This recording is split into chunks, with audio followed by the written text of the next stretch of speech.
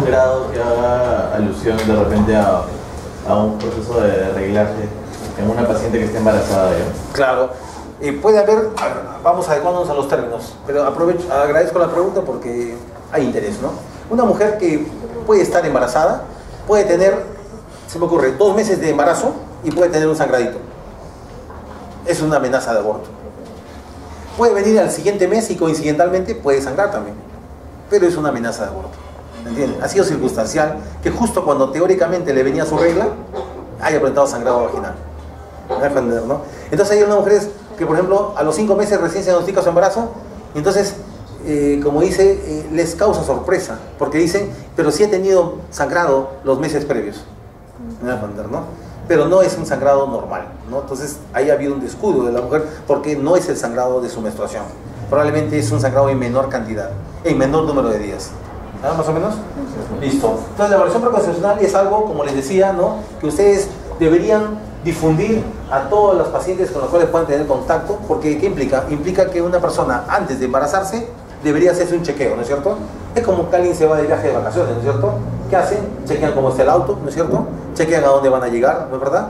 Chequean si su vuelo va a salir o no va a salir. ¿Hacen eso o no? Lo hacen para que su viaje sea placentero, ¿no es cierto? En cambio, en nuestro país hay digamos, un hábito de que la mujer recién llega al establecimiento de salud cuando ya está embarazada. Y entonces nos perdemos, ¿no?, de algunos procesos de atención que podrían disminuir los riesgos. Bien, vamos a ver cuál es el objetivo de una evaluación preconcepcional. En primer lugar, evaluar qué riesgos tiene una mujer. ¿Cuáles son los riesgos más importantes? Enfermedades preexistentes. Es más, la nueva atención prenatal reenfocada evalúa enfermedades preexistentes y promover obviamente la salud de la mujer y su descendencia. El cuidado preconcepcional está relacionado básicamente con componente crítico en la atención de salud de la mujer y de su pareja, ¿no? Técnicamente debería ir la mujer y su pareja, pero en todo caso, por lo menos si es que la mujer no tiene pareja al momento y desea embarazar, ¿no es cierto?, debería ella acudir al establecimiento de salud.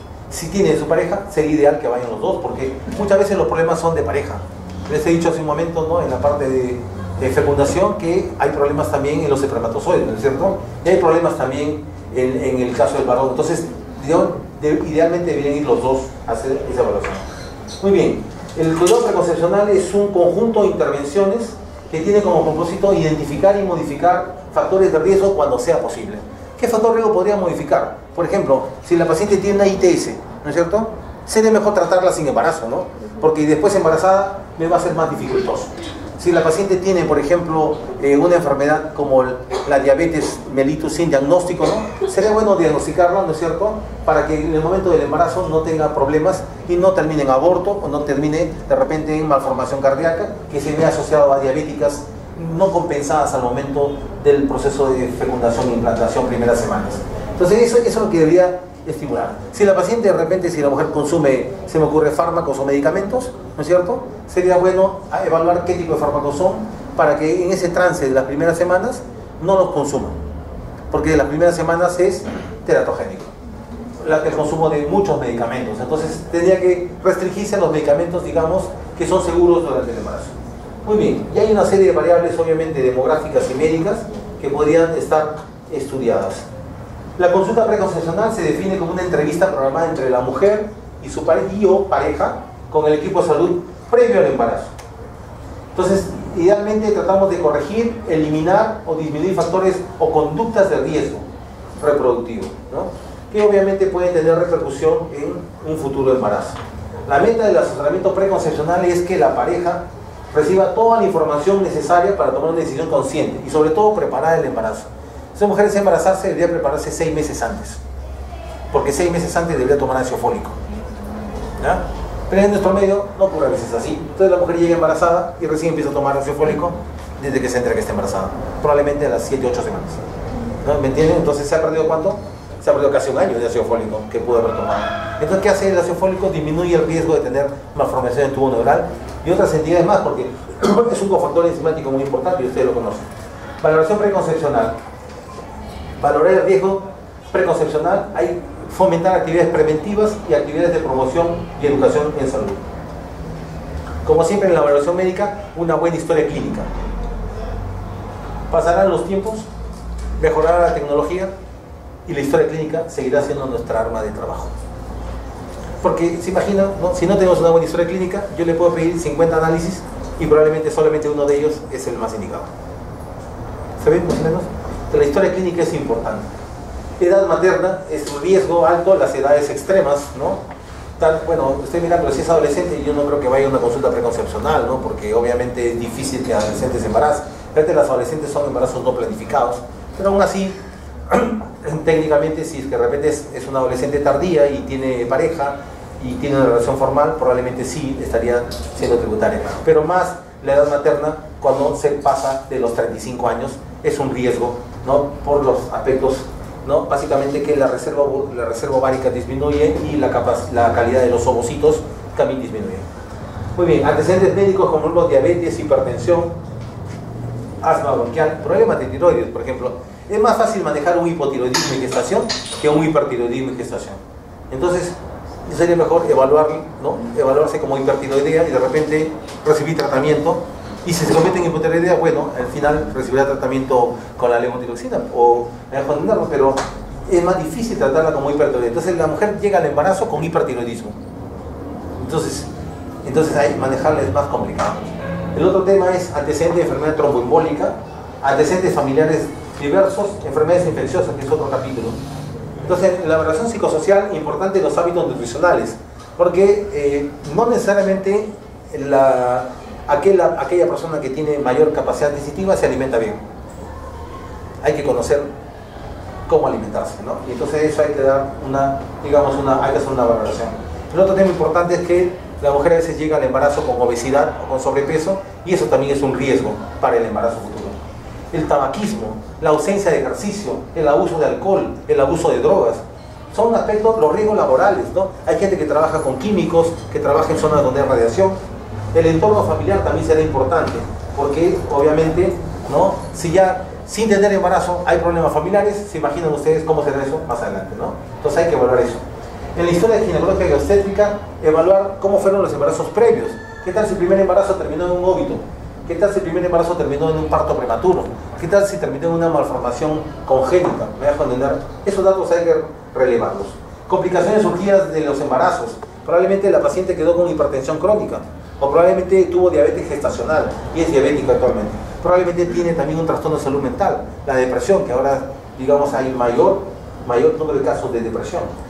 Historia previa de infertilidad, ¿no? Las abortadoras recurrentes, también es otra, porque de repente tiene síndrome antifosfolipídico y nadie le ha hecho el diagnóstico, y entonces se va a embarazar y otra vez va a perder a su producto, ¿más o menos? Historia sexual y antecedente de ITS, vuelvo a repetir, ¿no? De repente tiene flujo vaginal, que es muy común en nuestro medio. Entonces, ¿cuál es el problema? El problema está que tiene flujo vaginal y entonces recién en el embarazo quiere curarse el flujo vaginal.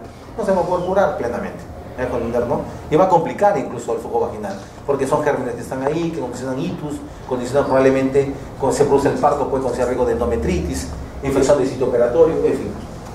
Muy bien, y entonces hay una serie de enfoques, pero básicamente ver los embarazos previos, abortos recurrentes, muerte infantil, muerte fetal, hijos con alteraciones genéticas previas, de causa cromosómica, por ejemplo síndrome de Down, síndrome de Edwards, ¿no? Estructurales, defecto de tubo neural, genitales ambiguos, cardiopatía. Si ustedes, por ejemplo, tienen en su momento determinado la evaluación de una paciente que tiene una mala historia estética porque tuvo un hijo previo con cardiopatía, ténganlo por seguro que en ese siguiente embarazo no va a estar tranquila hasta que reciba una evaluación cardiológica, morfológica de este producto, porque va a tener la ansiedad de pensar que también puede tener cardiopatía este producto. ¿Me dejan entender? Entonces es bastante, importante hacer esta evaluación. Errores congénitos de metabolismo, que es bastante infrecuente, pero puede haber fenilcetonuria. Hematológicas, anemias, alteraciones de la coagulación, enfermedades neurológicas, displasia muscular, retardo mental, fibrosis quística, ¿no? En fin, una serie de enfermedades que podrían, ¿no?, evaluarse. Exámenes auxiliares, básicamente para pedir una evaluación preconcepcional, hemoglobina, y puedo detectar anemia, de repente tiene anemia, ¿no es cierto? ¿Y qué puedo hacer? Recomendarle un suplemento vitamínico, ¿no? Un suplemento hematínico, porque después si se embaraza, y se embaraza con anemia, ¿podrá tomar suplementos de hierro? Probablemente no, porque la primera etapa del embarazo va con náuseas y vómitos, ¿no es cierto? Y va a ser más dificultoso. Entonces voy a tener que colocar de repente hierro endovenoso, ya estoy invadiendo, ya es un riesgo mayor. En el caso del grupo de RH, a veces la mujer no sabe que es RH negativo. Y si es RH negativo, hay una entidad que se llama la incompatibilidad de RH, ¿no es cierto? Que puede dar riesgo de inmunización. Entonces la mujer, sin saber que es RH negativo, a veces ha tenido un aborto, 2 abortos, y no ha recibido la inmunoprofilaxis. Entonces al final, ¿qué tiene? Cuando ya viene un embarazo que va a llegar a etapas más avanzadas, al riesgo de inmunización. Entonces, determinar su RH, glicemia, hay gente que camina por ahí y no sabe que es diabética, ¿no es cierto? No tiene diagnóstico, no tiene exámenes. Un examen de orina para ver si hay infección urinaria. La serología básica, ahí dice sífilis solamente, pero también se puede pedir VIH, ¿no es cierto? En fin, listo. Exámenes físicos, presión arterial, pulso, peso y talla para sacar el índice de masa corporal, un examen de tiroides, el examen cardiológico, de respiratorio, el examen de mamas, ¿no? El examen pélvico y el examen de columna vertebral. Cada uno de ellos está ahí por algo, porque obviamente generan patologías difíciles de manejar en el embarazo. Por ejemplo, las patologías de columna vertebral, ¿se imaginan? La columna vertebral, ¿qué ocurre cuando hay embarazo? La mujer, el útero crece, ¿no es cierto? Entonces ella tiene que asumir una posición de lordosis lumbar exagerada. Entonces, si tiene patología de columna vertebral, ¿qué va a ocurrir? Acentuación de la lordosis, mayor dolor.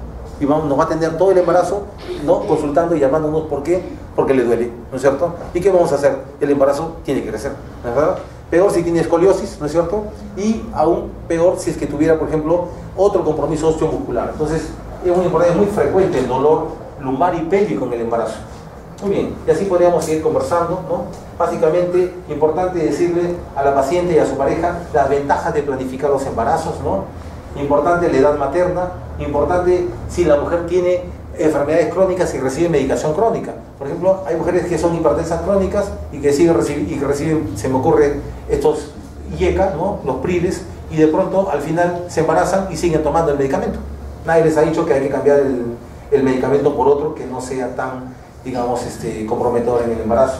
Mujeres que usan drogas ilegales, ¿no? También, ¿no? Deberían seguir una evaluación. El entorno familiar desfavorable, como les decía, solicitando la cooperación de la pareja, ¿no? Porque la pareja, obviamente, la familia de la pareja, es importante, digamos, que haya una cierta compatibilidad. Y si no fuera así, la evaluación por servicio social, porque si no vamos a estar frente a un potencial caso de violencia doméstica, violencia familiar, que también es algo que se ve en nuestras sociedades actuales. Muy bien. La educación y promoción de la salud básicamente implica una educación de la población sobre la importancia de solicitar la atención prenatal temprana. Les decía hace un momento, ¿cómo puede ser posible que una mujer recién se dé cuenta que está embarazada a los 5 meses? Díganme. Entonces se pasó todo el primer trimestre, toda la organogénesis, sin saber que está embarazada o no. De repente ha tenido, digamos, conductas de riesgo, ha tomado medicamentos, ¿no es cierto? Ha viajado a zonas de peligro, en fin. Entonces no ha recibido ningún tipo de consejería y no ha recibido atención. Ante una sospecha de infertilidad de la pareja, se debe realizar el estudio tanto del varón como de la mujer. Recomendar siempre los cambios de comportamiento que sean necesarios para evitar las infecciones. Miren, este es otro aspecto que es importante, ¿no? Digamos que las conductas sexuales de riesgo llevan a un potencial riesgo de adquirir una ITS, ¿no es cierto? Entonces, existe una serie de historias de mujeres con infección VIH positivo, que ellas probablemente tenían una conducta, digamos, normal, pero sus parejas no la tenían.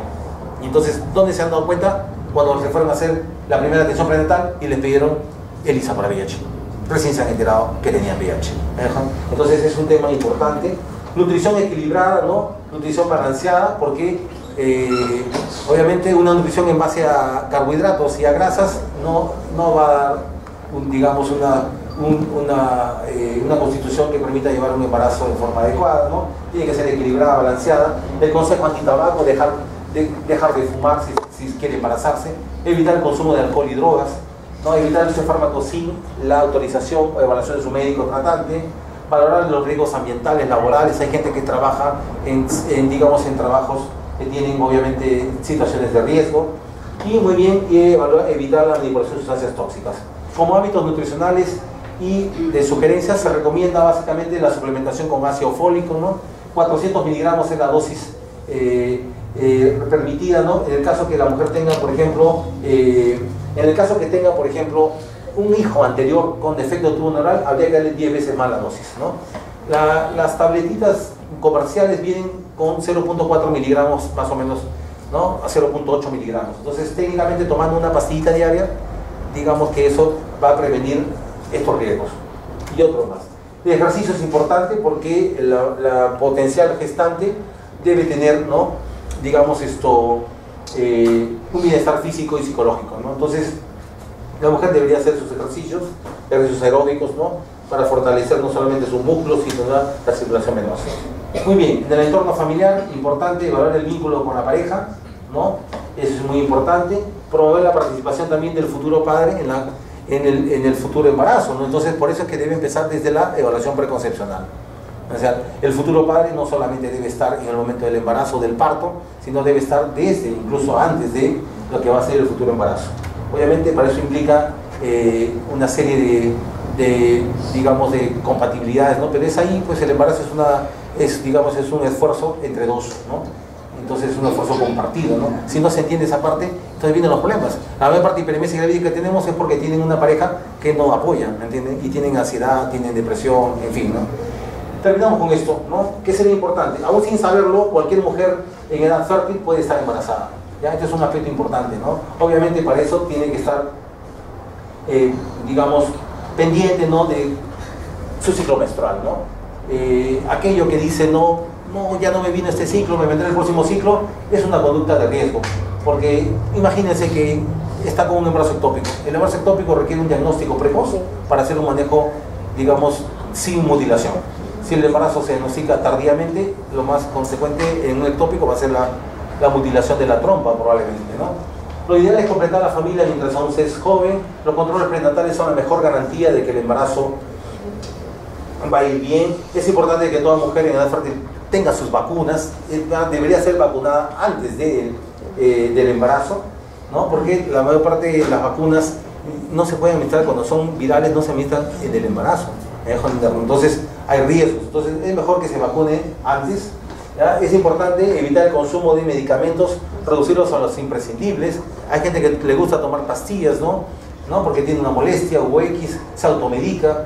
Las bebidas alcohólicas son dañinas para el embarazo, por lo tanto la mujer debería dejar de tomar alcohol, ¿no?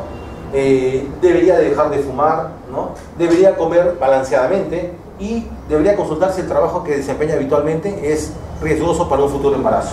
Y finalmente, estimular y fomentar que ante cualquier duda la mujer debería consultar con el equipo de salud, ¿no? Eso es importante como declaró. Muy bien, preguntas, ideas. Doctor, antes de las 6 semanas, entonces no se puede hacer el diagnóstico de certeza. A las 5 semanas podría hacerse el diagnóstico de certeza. ¿Por qué? Porque a las 5 semanas le hace la ecografía intravaginal y ves ahí un saco gestacional con un embriocito y tiene latido. Por vía intravaginal. Pero antes de eso tendría que tener un buen ecógrafo. Hay ecógrafos, digamos, con una alta resolución que entre 4,5 y 5 semanas te pueden dar una idea de que hay un embarazo, ¿ya? Sí, pero el embarazo como certeza tiene que verse el embrión. ¿Me entiendes, no? Con latido. Por ejemplo, si tú solamente ves saco gestacional, ¿no? Y ves vesícula vitelina, hay un embarazo intrauterino, pero no sabes si va a avanzar o no, porque falta la aparición del embrión. ¿Y un estudio inmunológico? Un estudio, digamos que inmunológico se puede hacer en cualquier momento la pareja, ¿me entiendes, no? ¿Ya? Por ejemplo, si una mujer tiene riesgo de pérdidas a repetición de embarazos, puede hacerse un estudio inmunológico, por ejemplo, para el síndrome antifosfolipídico. ¿Qué hacemos? Anticoagulante lúpico, anticardiolipina, beta-2 glicoproteína, le pedimos, ¿me entiendes, no? Entonces ahí podemos sacar, ¿no? Si es que tiene riesgos inmunológicos. ¿Está bien? Lo otro es el diagnóstico genético preimplantacional, que es otra cosa. Ese ya con el embrioncito, con el blastocisto, ¿no? Ahí se puede hacer ese estudio, ¿ya? ¿Está bien? No, se está haciendo ya en Perú. Digamos que no llega al 100% de todos los problemas genéticos, pero sí tienes una idea, un avance. ¿Ya? Más o menos.